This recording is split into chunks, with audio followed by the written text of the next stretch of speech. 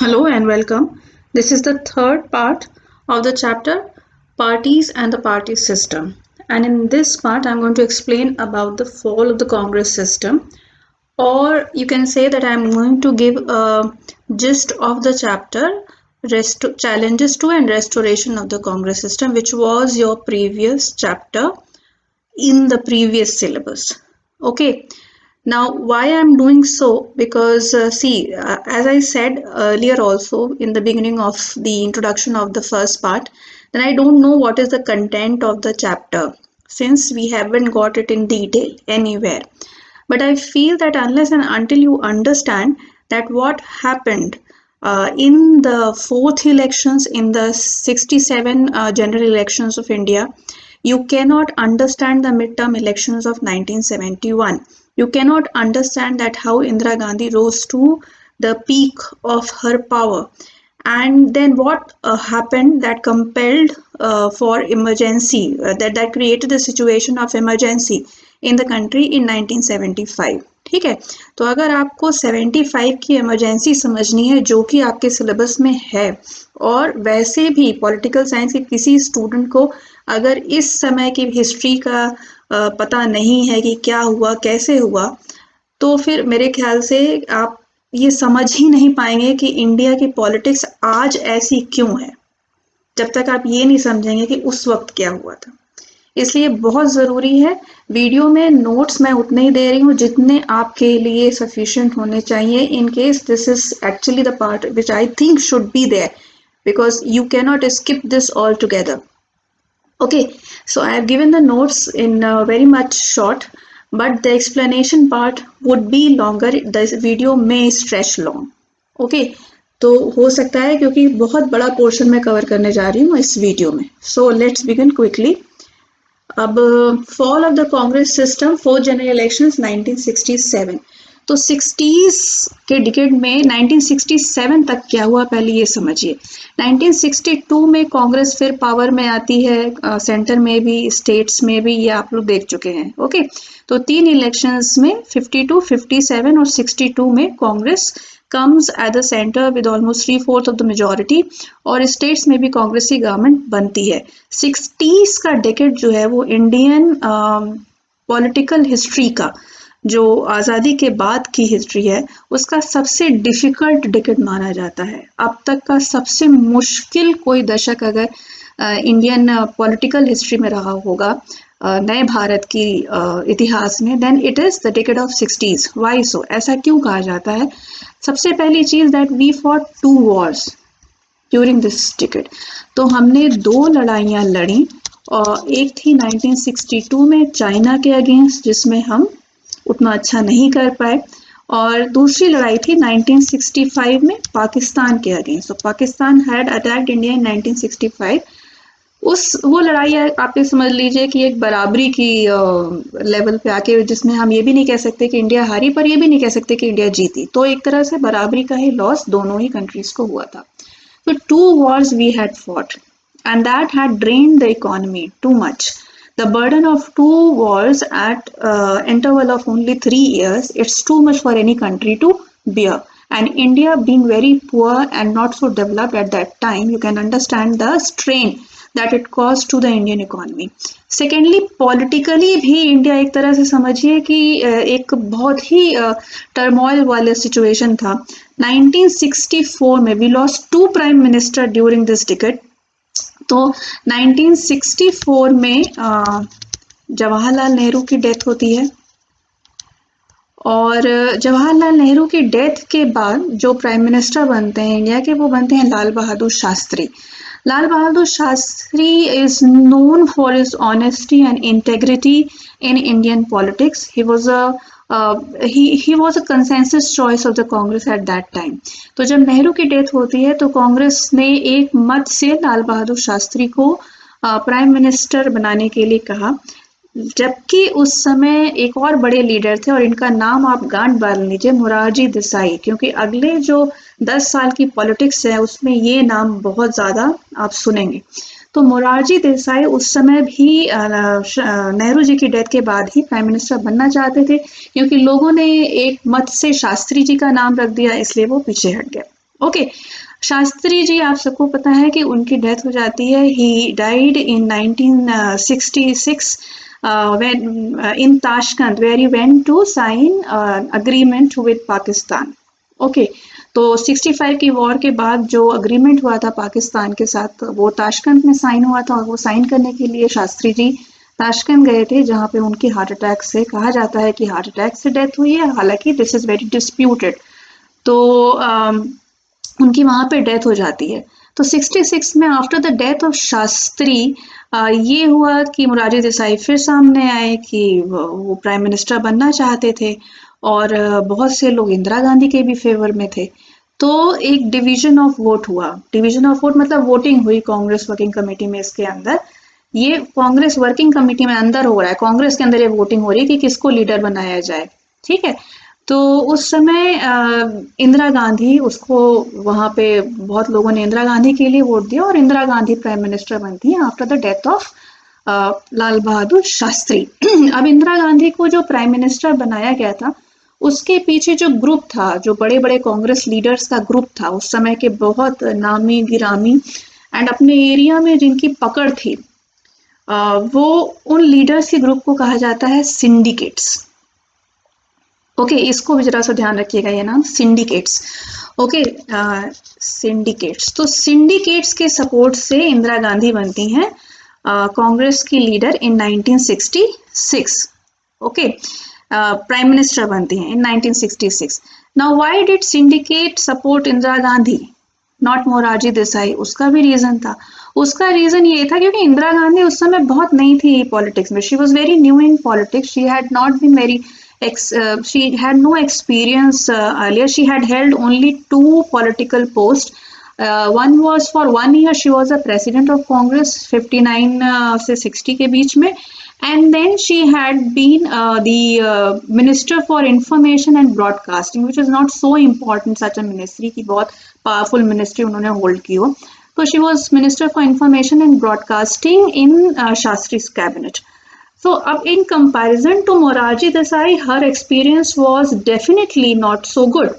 But with the support of the syndicates Indira Gandhi को support करते हैं, इसलिए कि अगर इंदिरा गांधी पावर में आती हैं, जिनको वो कमजोर समझ रहे हैं, इंदिरा गांधी को कमजोर बनाया समझ के उन्होंने प्राइम मिनिस्टर बनाया था, कि अगर एक कमजोर आदमी, एक कमजोर लेडी प्राइम मिनिस्टर बनती है, then we would be able to control her, and then we would be in our influence will increase in politics। तो ये सोचकर सिंडिकेट्स ने इंदिरा गांधी को प्राइम मिनिस्टर के लिए चूज किया था। लेकिन प्राइम मिनिस्टर बनने के बाद ही she was surrounded from all sides with so many problems.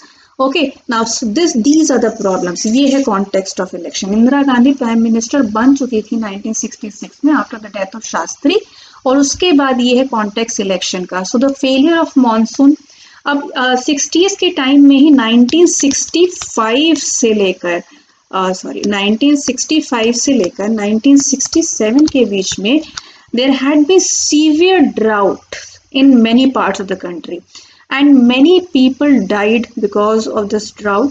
Food crisis की सिचुएशन थी, फूड शॉर्टेज हो गई थी, जो अनाज थे उनके दाम आकाश को छू रहे थे, और बहुत ही बुरी कंडीशन थी कंट्री में। Okay, so failure of monsoon, drought, decline in agricultural production, serious food shortage in the country. और ये फूड शॉर्टेज मतलब अब तक की हिस्ट्री में बिहार का अकाल जो उस वक्त का है, वो सबसे भीषण अकाल माना जाता है इस हिस्ट्री का। 65 से 67 में बिहार में बहुत मौतें हुई भूख से, क्योंकि खाने को नहीं था। Okay, depletion of foreign exchange crisis भी हुआ इस समय। फॉरेन एक्सचेंज रिजर्व हमारा था वो ड्रॉप कर गया था। Drop in industrial production, exports. Okay, तो ये इकोनॉमिक फ्रंट पे from all the sides the government of Indira Gandhi was surrounded with problems. So the government decided to devalue the Indian rupee. Indian rupee का devaluation किया था, और हमेशा जब devaluation होता है तो it is not liked by the people. Prices of the commodities also went up.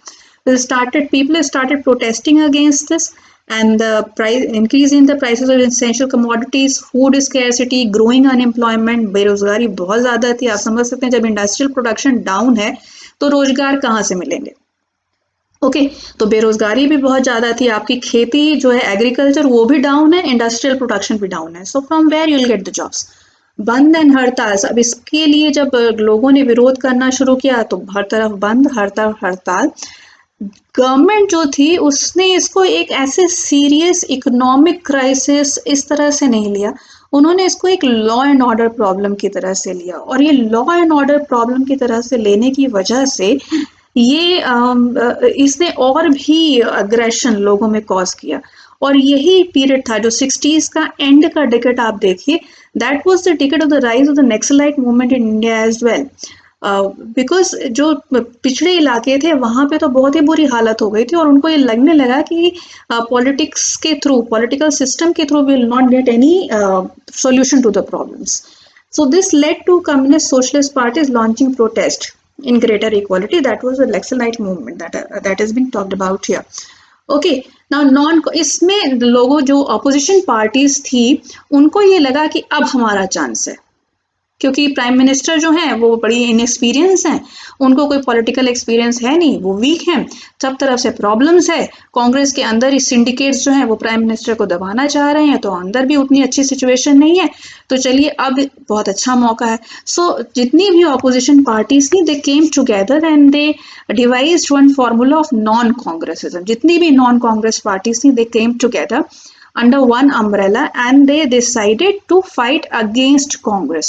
And how? By sharing of the vote or sharing of the seats. तो सीट के जो इलेक्टोरल एडजस्टमेंट हुए, जिसमें कि उन्होंने, देखिए मैंने प्रीवियस स्लाइड में आपको समझाया कि एफपीटीपी सिस्टम में पार्टी के जीतने का ये बहुत बड़ा कारण होता है कि जो अपोजिशन है वो डिवाइडेड है, तो अपोजिशन अगर साथ में आ जाएगा तो बहुत ज़्यादा चांसेस हैं कि कांग्रेस जो विनिंग पार्टी है उसको हराया जा सकता है। And this term non Congressism was coined by Ram Manohar Lohia very much as one marker. तो राम मनोहर लोहिया जी ने ये टर्म कॉइन किया था। राम मनोहर लोहिया जी के बारे में we have to study in the next chapter, then I will explain about him in detail. Now the results of this, अब इस कॉन्टेक्स्ट में इलेक्शन हुए 1967 के in the Lok Sabha and for the assembly also. The results of the elections were like political earthquake. Why it is called political earthquake? Because never before this Congress had performed so badly. So Congress though managed to win a majority, but this majority, this win was with the lowest tally of seat share since 1952. तो majority तो मिल गई थी, मगर पहले के मुकाबले अगर आप इसको कंपेयर करिए तो this majority was the lowest till now.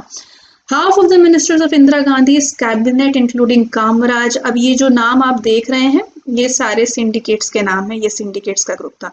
Kamaraj in Tamil Nadu, S के पाटिल इन महाराष्ट्र, अतुल्य घोष इन वेस्ट बंगाल, के बी सहाय इन बिहार।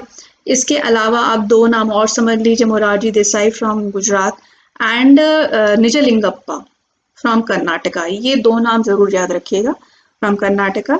तो ये सिंडिकेट्स का ग्रुप था।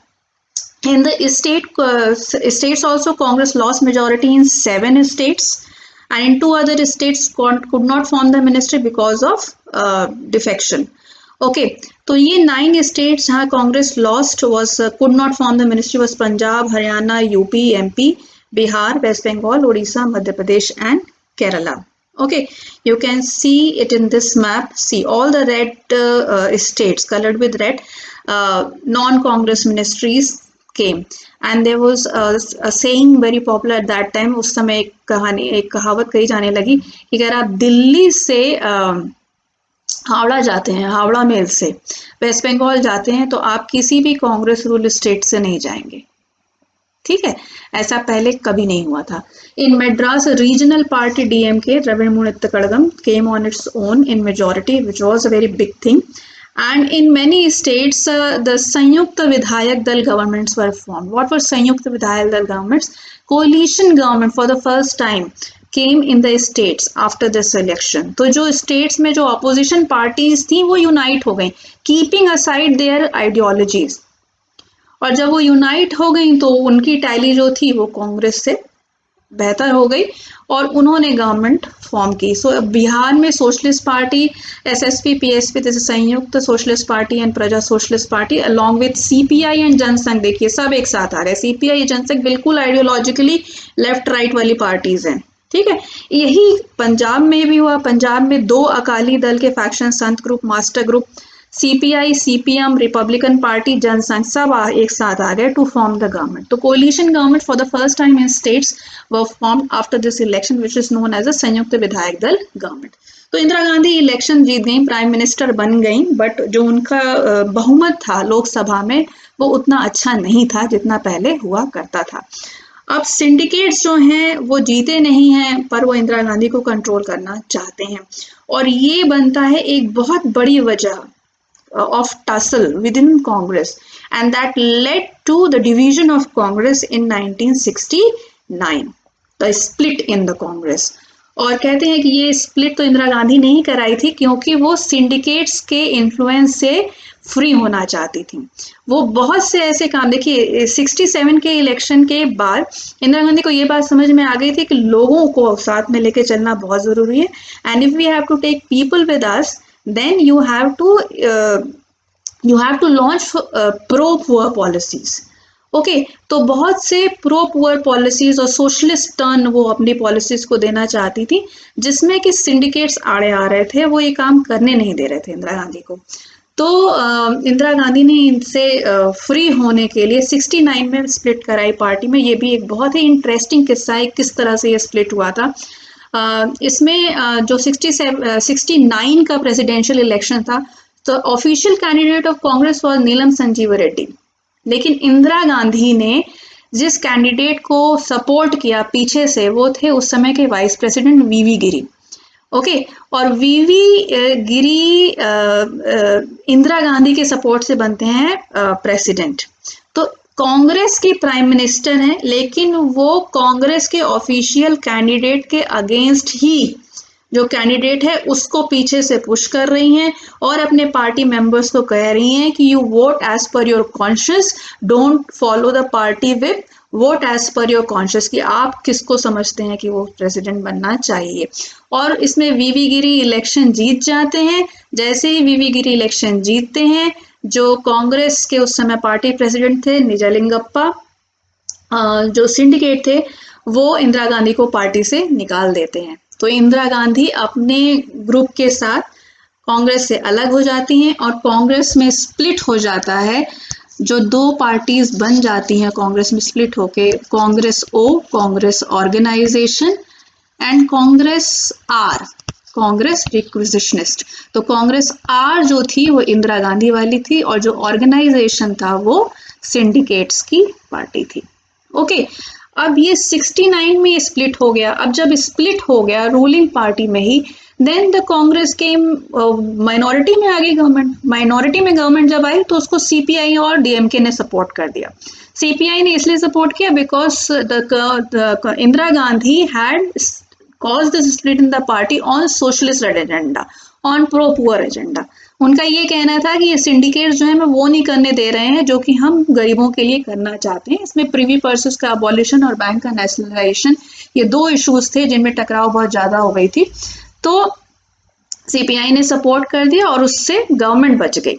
तो गवर्नमेंट बच तो गई, but the government, Indira Gandhi did not have that much of majority in the parliament which she needed to bring about the things which she wanted to do। Okay, so that is why 71 में she took a very bold step and she recommended the dissolution of लोक सभा। उन्होंने president को जाके कहा कि लोकसभा को भंग कर दीजिए और फ्रेश इलेक्शंस कराइए, चुनाव कराइए। ओके, तो लोकसभा भंग होती है और फिर होता है ये मिड टर्म इलेक्शंस 1971 का। ठीक है, इस इलेक्शन में अब आपने पहले ही देख लिया कि इंदिरा गांधी पूरा बैकग्राउंड बना चुकी हैं।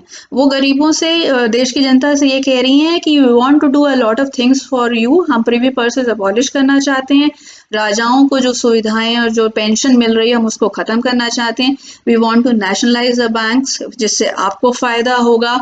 हम पीडीएस सिस्टम लाना चाहते हैं, पब्लिक डिस्ट्रीब्यूशन सिस्टम लाना चाहते हैं, और भी कई तरीके की पॉलिसीज थी। ये सब हम करना चाहते हैं। तो 71 इलेक्शन में जो इंदिरा गांधी की कांग्रेस थी, उसने जो स्लोगन दिया था वो दिया था गरीबी हटाओ। ओके, गरीबी हटाओ। तो Indira Gandhi went into the election with the slogan of गरीबी हटाओ। फाइन। अब इसके अगेंस्ट जो ऑपोजिशन पार्टीज थी उनके पास कोई ऐसा कंस्ट्रक्टिव एजेंडा नहीं था, और कांग्रेस ने इसमें ये भी कहा कि हमारा तो एजेंडा है कि हम गरीबी हटाने चाहते हैं, और अपोजिशन कह रहा है कि इंदिरा को हटाओ, तो आप चूज करिए कि आपको किसको हटाना है। तो गरीबी हटाओ के स्लोगन पे इंदिरा गांधी जाती हैं इलेक्शन में, and she swept the elections. जैसा कि इस कार्टून में आप दे रहे हैं, ये कार्टून जो है वो प्रेसिडेंशियल इलेक्शन पर है 1969 के, जब इंदिरा गांधी ने स्प्लिट करवाई थी। इसमें ये है वीवी गिरी जो प्रेसिडेंट इलेक्शन जीत चुके हैं with the support of Indira Gandhi, और ये है निजालिंगप्पा जो कि कांग्रेस को हारा हुआ देख रहे हैं। ओके, या ये जो कार्टून है ये है आपका मिड टर्म रेस। देखिए मिड टर्म रेस 1971 इलेक्शन पे एक कार्टून था। तो ऑपोजिशन को लग रहा था कि we will be scoring good in this election, will get win more seats in the parliament, but द combined tally of Congress and CPI was 375, highest till now. Indira Gandhi swept through the election, और इस election के बाद ही हुए थे 72 में state assembly के election, जब ये 1971 बांग्लादेश वॉर के बाद। Now, in the 1971 Bangladesh war, India won, and it was the biggest moment of pride for India. When Pakistan was divided, Bangladesh was created. So after this election, the popularity of Indira Gandhi was at its peak. Indira Gandhi was at the peak of her power after the Bangladesh war. In 1972 assembly polls, Congress won in all states. So again जो 67 में जो situation Congress की हुई थी, जो fall हो गया था कांग्रेस सिस्टम का, वो आप ये कह सकते हैं फिर से रिस्टोर हो गया। So 71 led to the restoration of the Congress system. Again, the Congress government was at the center with a very strong majority and in all the states. Okay, but the thing is that this restoration of the Congress was not as same as that before. मतलब कांग्रेस का जो चेहरा था वही पूरा बदल गया था, इसलिए इसको कहा जाता है कि ये रिस्टोरेशन नहीं था, ये रिक्रिएशन था, री इन्वेंशन ऑफ द कांग्रेस था। अब की ये जो कांग्रेस थी ये डिवाइडेड कांग्रेस थी। अब की ये जो कांग्रेस थी उसमें केवल एक ही लीडर इंपॉर्टेंट था, and that was Indira Gandhi. In contrast to the previous Congress where there was a multitude of leaders, इतने ज़्यादा बड़े बड़े चेहरे कांग्रेस में हुआ करते थे, अब जिसकी बात सुनी जा रही थी वो सिर्फ इंदिरा गांधी। पहले की कांग्रेस में कॉन्फ्लिक्ट्स जो होते थे वो एब्जॉर्ब किए जाते थे, कॉन्फ्लिक्ट्स जो है थे वो रिजॉल्व किए जाते थे। अब की कांग्रेस में ऐसा कुछ भी नहीं था। अब की कांग्रेस में जो बात जिसकी सुनी जानी है वो इंदिरा गांधी है। अगर आप उनकी बात नहीं सुनेंगे तो आप बाहर का रास्ता देखिए। ओके, तो ये कांग्रेस वो कांग्रेस नहीं थी। फाइन। तो 71 में Indira Gandhi wins, comes to power. In 72 she between 71, 72, 73 multitude of constitutional amendments were carried out, और ये एक पीरियड था जिसमें इंदिरा गांधी ने धुआंधार चेंजेस किए कॉन्स्टिट्यूशन में, और वो सारी चीजें की जो वो करना चाहती थी। बैंकों का नेशनलाइजेशन हुआ, privy purses were abolish. Privy purses, okay, now privy purse था क्या? प्रीवी पर्स था कि जो रूलर्स इंडिया में शामिल हुए थे, प्रिंसली स्टेट्स के रूलर्स, उनको एक एनुअल पेंशन दी जाती थी। ओके, तो उन्होंने अपना स्टेट दिया था गवर्नमेंट को, तो गवर्नमेंट उनके लिए कि आपका जो थर्ड पार्ट है राजसी वो आप मेंटेन कर सकें, आप अपने स्टाफ को सैलरीज दे सकें, आप अपने स्टेट का मेंटेनेंस कर सकें। तो ये सब के लिए उनको कुछ सुविधाएं दी गई थी। उनमें से एक ये थी कि सालाना पेंशन उनको एक दी जाती थी जिसको प्रिवी पर्सेस कहा जाता है। Indira Gandhi said that this is against the principle of equality and a poor country like India can not afford such things. So हम गरीबों से लेकर और आपको दें तो ये तो ठीक नहीं है, and that's why she wanted to abolish privy purses. तो ये भी उन्होंने कॉन्स्टिट्यूशन में राइट टू प्रॉपर्टी आड़े आ रहा था, तो उन्होंने कॉन्स्टिट्यूशन में फिर चेंज करवाए, उसमें पूरा एक टसल चला था, which I will be explaining in when I will be talking about emergency in the next chapter. So ये सारी चीजें, so 73 तक Indira Gandhi was at the peak of her power. Then suddenly a lot of things started, and then the situation come when emergency was imposed in India. Okay, see, now during this all this discussion, I am trying to be as neutral as I can, as I've already said, and as a teacher of political science should be. I am here to give you what happened. Whether it was right, whether it was wrong, that is your perception. Okay, so that is your understanding, that is your perception. Fine. So please study it with that mindset, and मैं कोशिश ये करूंगी मैं जितना neutral हो सकती हूँ मैं उतना न्यूट्रल हूँ, ठीक है, क्योंकि इस समय ये सारी बातें बहुत ज़्यादा होती हैं कि आप कांग्रेस वाली बात कर रही हैं या आप इनकी बात कर रही हैं, उनकी वाली बात कर रही हैं, किसी की बात नहीं, जो पॉलिटिक्स में हुआ वो मुझे आपको बताना है. Okay, so that's it for this. I would suggest you take a reading of the chapter Challenges to and Restoration of the Congress System. Whatever is deleted from the chapter, whatever is included in the chapter, that is another thing. But if you want to understand politics and Indian politics as a whole, then you should read this chapter at least once. इसको पढ़िए, समझिए, और नहीं समझ में आए तो ये वीडियो बार बार रिपीट करके देखिए. जो चीज़ें फिर भी नहीं क्लियर होती हैं, then you can ask me. Okay, thank you for watching, and keep studying, keep going. Have a nice day. Bye bye.